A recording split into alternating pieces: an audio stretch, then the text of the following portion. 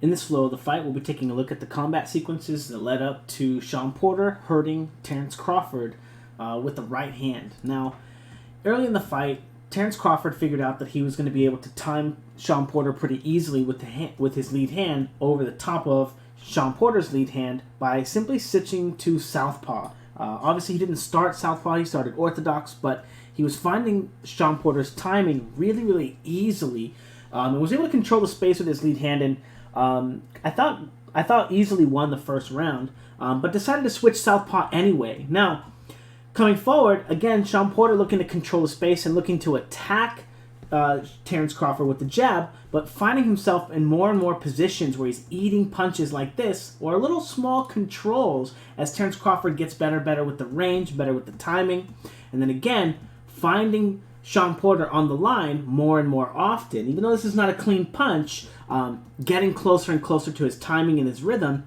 so that he's more able to disrupt his attacks. Again, looking to attack Shawn Porter when Shawn Porter lets go of that left hand. Because Shawn Porter doesn't really change positions, he only feints and probes with his left hand, and that's the only way that he really knows how to open up on the line without changing positions. Again, coming forward. Now, I want to point out, slipping to the outside here, doing a great job of recognizing where he's falling short, and only around after Terence Crawford switched southpaw, right? So doing a great job, but not able to get any offense, as even though he's able to get to the outside angle there and make that adjustment, Terence Crawford is able to pendulum step and get off the line and control him with his lead hand and stop him from being able to actually get any real offense off, in spite of the fact that he was able to beat him to those positions and get around the control of the line that Terence Crawford was exhibiting with his counters. Again, doing a great job here of getting around Terence Crawford's counter, in spite of the fact that Terence Crawford is baiting him into these positions, right? So, again, pushing him off, but still not finding any offense, right?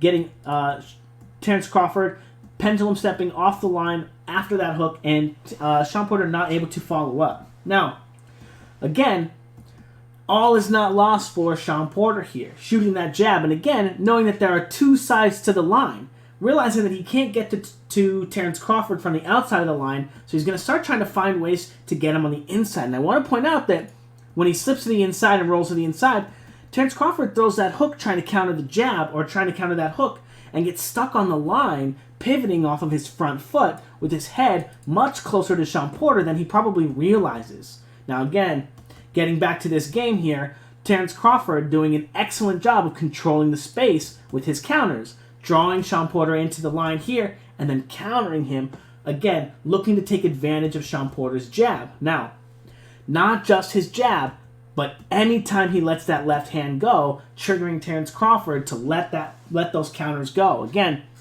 Shawn Porter very limited in all the ways that he can enter the line, so his jab became a huge liability for him, exactly like we talked about in the pre-fight. So, Shawn Porter looks to get into rhythm, cross the line here, front foot, back foot, and then stab forward. And again, try to change it up a little bit on Terence Crawford, and again, realizing that getting into this rhythm right here, he can start to roll under Terence Crawford's control. Again, Terence Crawford looking to control the space with punches, right?